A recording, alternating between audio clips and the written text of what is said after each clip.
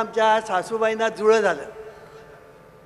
म्हणजे मी मस्करी करत नाही, खरंच सांगतो.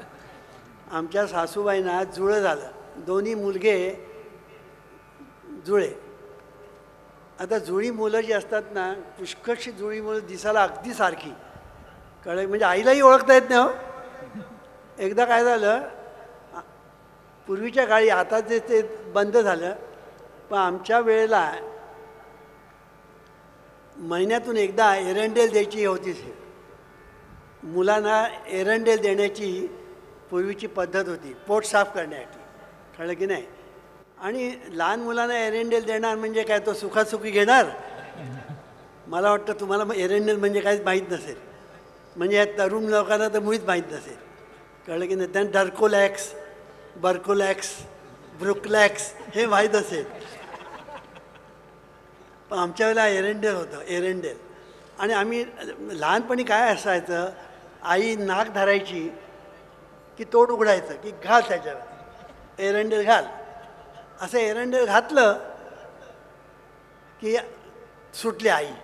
मग तर आमच्या सासूबाईने एकाला एरंडेल घातलं आणि जा म्हणून सांगितलं, आणि दुसऱ्याला घेऊन या रे म्हणून सासूबाईने दिली ऑर्डर. आणलं दुसऱ्याला, त्यालाही नाक दाबलं, घातलं एरंडेल. एक हकतोय, दुसरा हकतच नाही.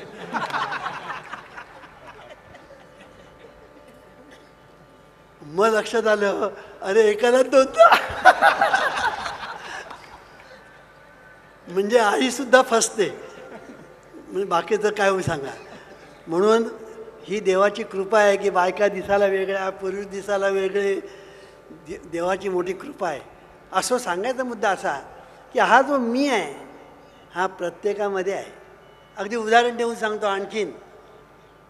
आंब्याची कोय आहे, ती जमिनीमध्ये पेरली, त्याला बुंदा आला, त्याला अंकुर आला, मग बुंदा आला, मग मोहर आला, आणि मग आंबे आले. किती? 4000.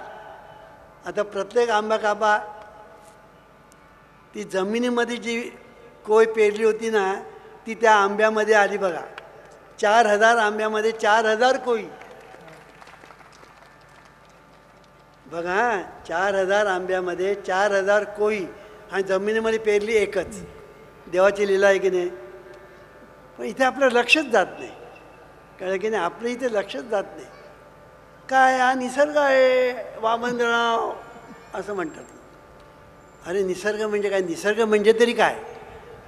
देवाचा विसर्ग म्हणजे निसर्ग, कळलं की नाही. परमेश्वराचा विसर्ग म्हणजे निसर्ग. निसर्ग रूपाने परमेश्वर प्रगट आहे. निसर्ग रूपाने परमेश्वर प्रगट आहे. तुम्ही आम्ही सर्वसुद्धा निसर्गाचेच अविभाज्य भाग आहे. तुम्ही आम्ही सर्व निसर्गाचे अविभाज्य भाग आहे, लक्षात ठेवा. आणि म्हणून निसर्गामध्ये परमेश्वर सर्व ठिकाणी भरलेला आहे. सर्वभूती असं म्हटलेलं आहे. परमेश्वर सर्वभूत मात्रात आहे असं म्हटलेलं आहे की नाही. तुमच्या आमच्यामध्ये तोच आहे, किंबहुना तुम्ही आम्ही तेच आहोत. आपण सगळी देवाची रूपं आहोत. मग आम्हाला हे मग कळत नाही कसं? तुम्ही कळवून घेत नाही म्हणून. तुम्ही समजावून जर घ्याल तर तुम्हाला पटेल. अगोदर पटलं पाहिजे, कळलं की नाही. म्हणजे आधी कळलं पाहिजे, मग वळणं. आधी समजलं पाहिजे, मग उमर्शणं. पण आपल्या ह्याच्याकडे लक्षच जात नाही. आपण म्हणतो हा परमार्थ वगैरे आमच्यासाठी नाही, कळलं की नाही. पण जीवनविद्या काय सांगते, हा जो परमार्थ आहे ना, हा परमार्थ म्हणजे जीवनाचा अर्थ आहे. जीवनाचा अर्थ म्हणजे परमार्थ. पण परमार्थ म्हणजे आपण ज्या तऱ्हेने परमार्थ करतो ना, तो परमार्थ मात्र जीवनविद्येला मान्य नाही. मग जीवनविद्या काय सांगते? परमार्थ करायचं म्हणजे काय करायचं, कळलं की नाही. परमार्थ आपण कशासाठी करतो? आम्हाला सुख मिळावं, शांती मिळावी, समाधान मिळावं, आनंद मिळावा, समृद्धी मिळावी, यश मिळावं, यासाठी आपण म्हणतो की नाही देव पाहिजे म्हणून, परमार्थ पाहिजे म्हणून. तुम्ही देवळात जाता, देवाजवळ काय मागता? काय मागता? देवा अहो मला माझं लग्न कधी होणार हो? देवालाच विचारतो. कधी करीसी लग्न माझे तुझं ठावे ईश्वरा. ईश्वरावर सोपून देतो. तर देवाजवळ जातो, माझं लग्न कधी होईल. दुसरा जातो, मला मुलगा कधी होईल. तिसरा म्हणतो आतापर्यंत मला 6 मुलीच झाल्या, आता मुलगा कधी होणार. चौथा म्हणतो माझं इन्क्रिमेंट अडकलेलं आहे, ते कधी सुटणार. चौथा म्हणतो मला प्रमोशन कधी मिळणार. देवाला जातात आणि देवाला हे मागतात, ते मागतात, ते मागतात. देव किती कंटाळत असेल. हजारो त्या देवळात जाणार आणि देवाजवळ हे मागणार. त्या मागण्याला अर्थ नाही. कळलं नाही? असं मागू नका हे मला सांगायचं आहे. देवाजवळ असं मागू नका. कळलं की नाही? मागायचं तर असं मागा की त्याच्यातून तुमचं कोट कल्याण झालं पाहिजे. काय सांगतात जीवनविद्या? काय सांगते बघा, देवाजवळ मागायचं ते असं मागायचं की कोट कल्याण झालं पाहिजे. मग तुम्ही म्हणा वामदेव मामा सांगा, कधी तुम्ही सांगणार? सांगतो, मी सांगण्यासाठीच बसलो आहे. 2 माणसं तपश्चर्येला बसले. 2 माणसं तपश्चर्येला बसले आणि कुठे?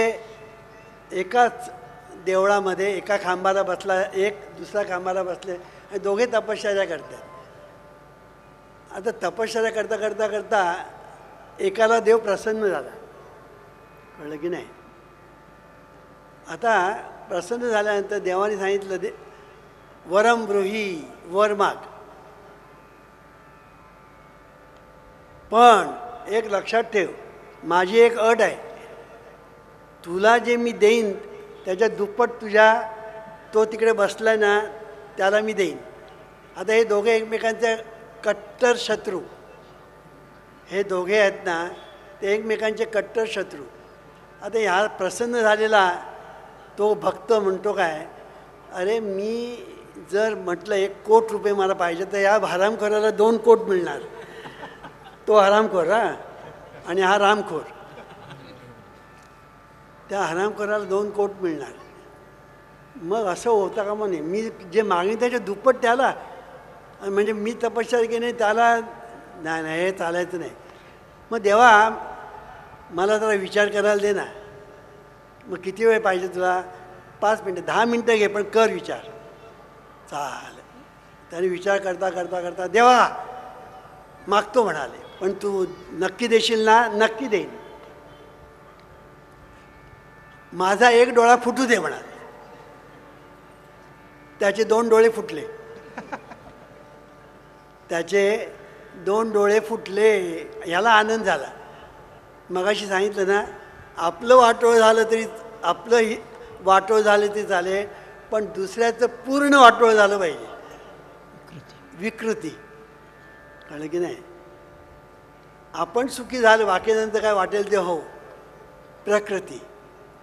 आणि सर्व सुखी व्हावे ही संस्कृती. आता हे मागणं काय, ह्याला काय अर्थ आहे का मला सांगा? या मागण्याला काही अर्थ नाही. पण दुसरा एक माणूस, त्याची मी गोष्ट सांगतो. एक आंधळा माणूस 90 वर्षाचा. किती? 90 वर्षाचा आंधळा माणूस. कळलं की नाही? आणि दरिद्री. पण प्रकृतीने चांगला, धडधाकट म्हणतात ना तसा. तर कोणीतरी एखाद्या सज्जन माणसाने सांगितलं, अरे तुझी प्रकृती एवढी चांगली धडधाकट आहे ना, मग तू एक कर ना, तपश्चर्या कर, देवाला प्रसन्न करून घे आणि तुला काय पाहिजे ते माग त्याच्याकडे, तुझं कल्याण होईल. त्याला ते पटलं. त्याने तपश्चर्या केली. देव प्रसन्न झाला. म्हणाला वरम ब्रूही. त्याने डोकं खाजवलं आणि त्याला सुचलं. सांगितलं देवा एकच वर मागतो, पण तू नक्की देशील ना? हो म्हणा नक्की देईन. मग तू असं कर, माझ्या पंतूला राज्यावर बसलेलं मी या डोळ्यांनी पाहावं.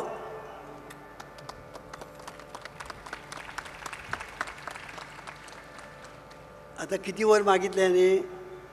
पहिलं म्हणजे त्याला डोळे नव्हते, देवाला झक्कट डोळे द्यावे लागले. कळलं की नाही? एक झालं. आता पंतू म्हटल्यानंतर नातू पाहिजे, नातू म्हटल्यानंतर मुलगा पाहिजे, मुलगा म्हटल्यानंतर बायको पाहिजे. आता या 90 वर्षाच्या म्हाताऱ्याला दिली मुलगी बायको देण्याशिवाय गत्यंतरच देवाला उरलं नाही. घे बाबा. आता बघा, पंतू राज्यावर बसलेला मी डोळ्यांनी पाहावं म्हणजे किती पिढ्या मागितल्या? आयुष्य, 4 पिढ्यांचं आयुष्य मागितलं की नाही?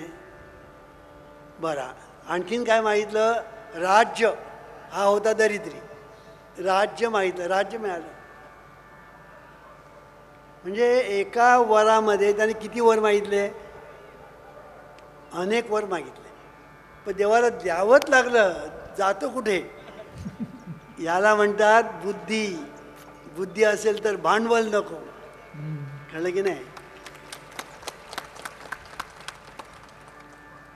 पण त्याच्याही पेक्षा आता तो पहिला तर मूर्खच, दुसरा खूप खूप हुशार, पण तिसरा जो आहे ना तो त्याहून हुशार निघाला. कळलं की नाही? तो गेला, बरंचसं नामस्मरण केलं आणि देव प्रसन्न झाला आणि त्याने सांगितलं वरम ब्रूही. मग त्याने काय सांगितलं? देवा मी मागतो ते देशील? देव म्हणाला नक्की देईन. मग मी मागतो ते दे म्हणाले. हे ईश्वरा सर्वांना चांगली बुद्धी दे, आरोग्य दे, सर्वांना सुखात आनंदात ऐश्वर्यात दे. सर्वांचं भलं कर, कल्याण कर, रक्षण कर आणि तुझे गोड नाम मुखात अखंड राहू दे. हे मागितलं. काय मागितलं? हे ईश्वरा मला एवढंच दे. काय? सर्वांना. कळलं की नाही? चांगली बुद्धी दे. चांगली म्हटल्या, बुद्धी सर्वांनाच आहे, पण चांगली बुद्धी दे सर्वांना.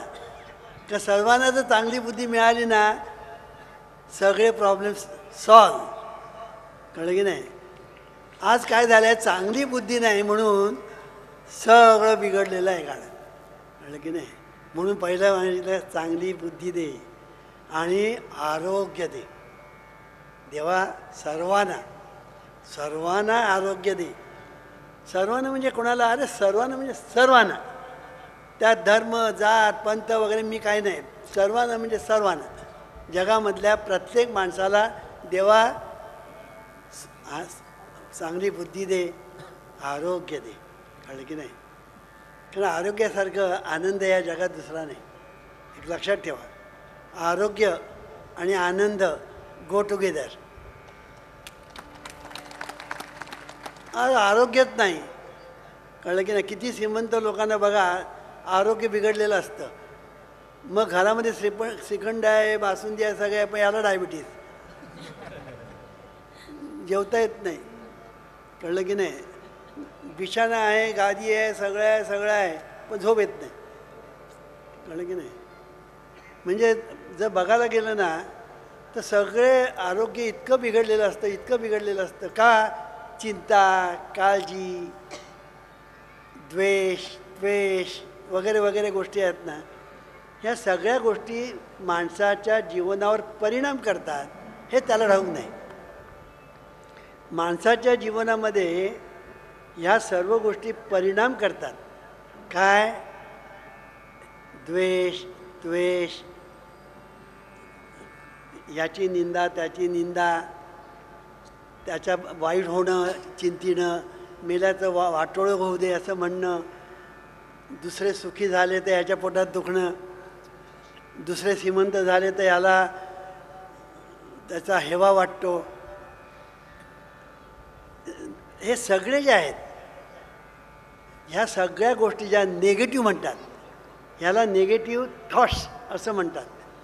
हे जे नेगेटिव्ह थॉट्स जे आहेत ते माणसाच्या जीवनावर परिणाम करतं, त्याच्या आरोग्यावर, त्याच्या शरीरावर, त्याच्या मनावर, त्याच्या अंतर्मनावर आणि त्याच्या ठिकाणी जो आत्मा आहे त्याच्यावर सर्वावर परिणाम करतं.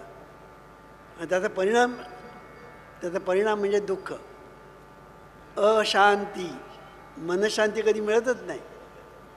आरोग्य बिघडतं, गोळ्या घ्याव्या लागतात, काय काय करावं लागतं. आणि सगळं असूनसुद्धा त्याला कशाचा उपभोग घेता येत नाही, अशी परिस्थिती निर्माण होते. कारण का की ज्याला आपण नेगेटिव्ह थॉट्स म्हणतो, थिंकिंग म्हणतो, त्या नेगेटिव्ह थॉट्समुळे तुमच्या जीवनावर परिणाम होत असतो. तुमच्या ठिकाणी ज्या रक्ताभिसरण चाललेलं असतं, केमिकल ॲक्शन्स ज्या सतत चालू असतात, तुमच्या शरीरामध्ये केमिकल ॲक्शन्स सारख्या चालू असतात, कळलं की नाही. आणि त्या ज्या केमिकल ॲक्शन चालू असतात त्याच्यावर नेगेटिव्ह थिंकिंगचा परिणाम होतो, पॉझिटिव्ह किंवा निगेटिव्ह. म्हणून हे जे आपल्या ठिकाणी चाललेलं जे आहे केमिकल ॲक्शन्स, त्याच्यावर आपण जे विचार करतो त्याचा परिणाम होतो. चांगले विचार केला चांगला परिणाम होतो, वाईट विचार केला तर वाईट परिणाम होतो, कळलं की नाही. म्हणून नेहमी चांगले विचार केले पाहिजे, कळलं की नाही. चांगले विचार केले पाहिजे तर चांगलं आरोग्य मिळेल, नाही तर आरोग्य चांगलं मिळणार नाही. म्हणून एके ठिकाणी म्हटलं आहे डॉक्टर मर्फीने, thoughts of jealousy, fear, worry and anxiety tear down your nerves and glands, bringing about physical and mental diseases of all kinds. God has nothing to do with man's sufferings and miseries. All these sufferings and miseries come to you because of your negative thinking.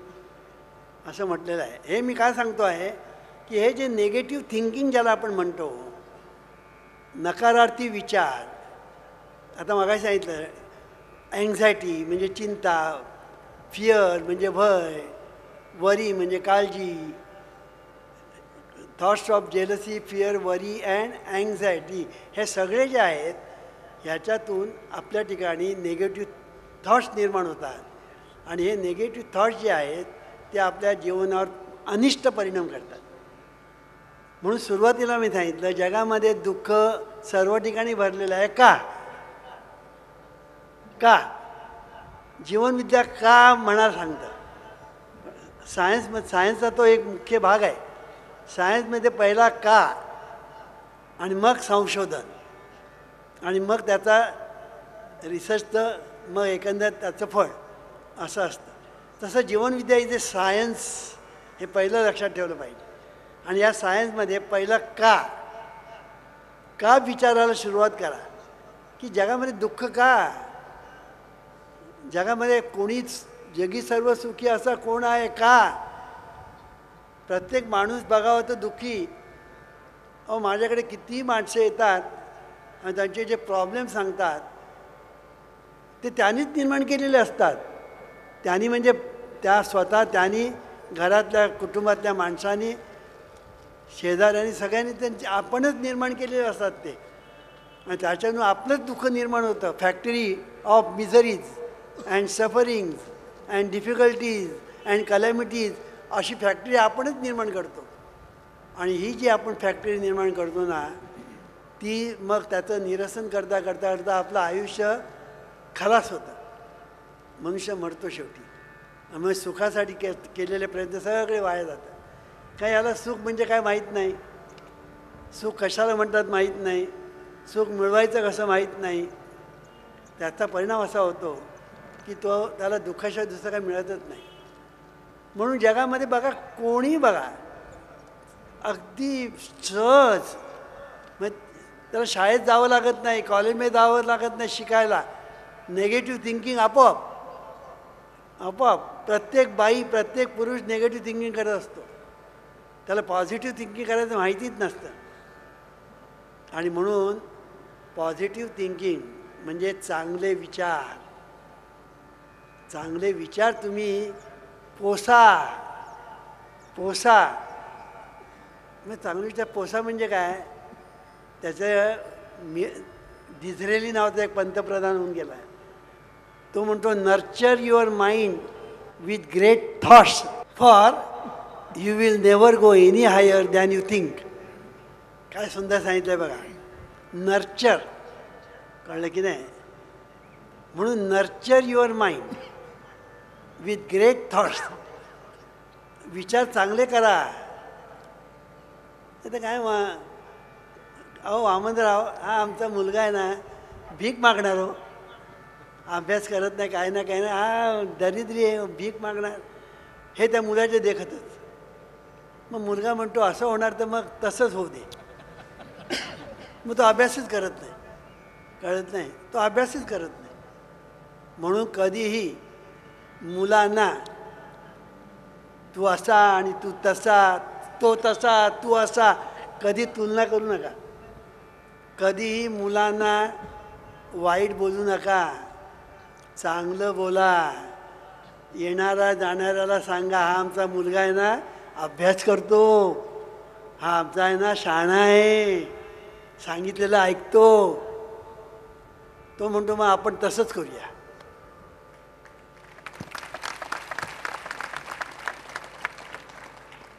तो नसला तरी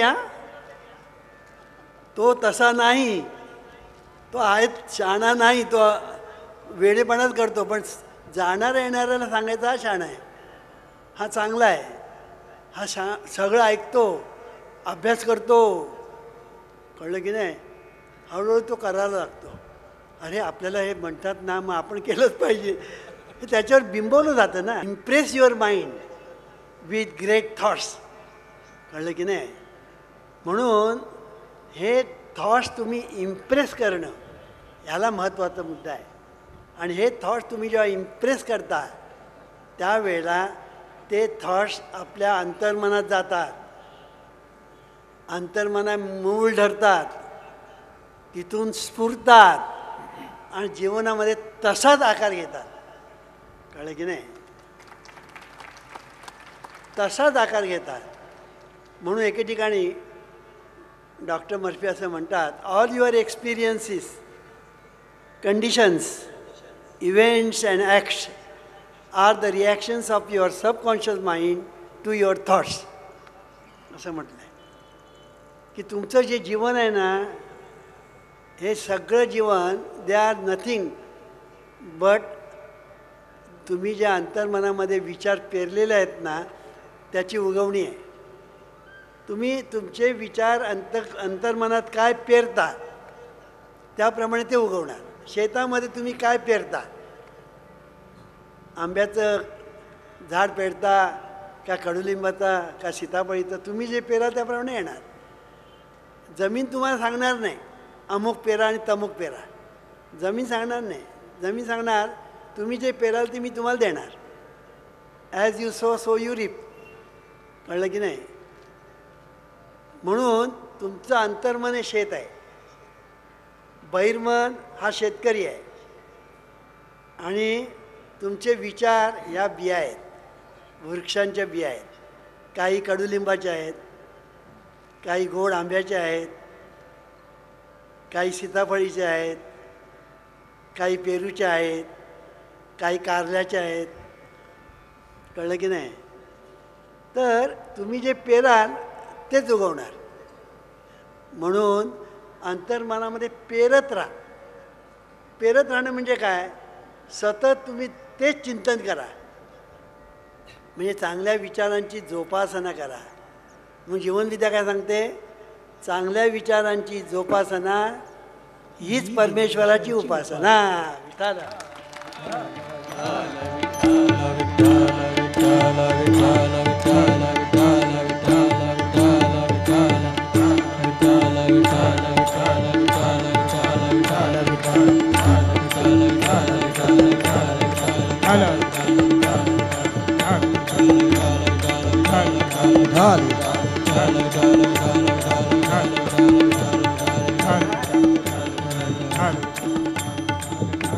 हा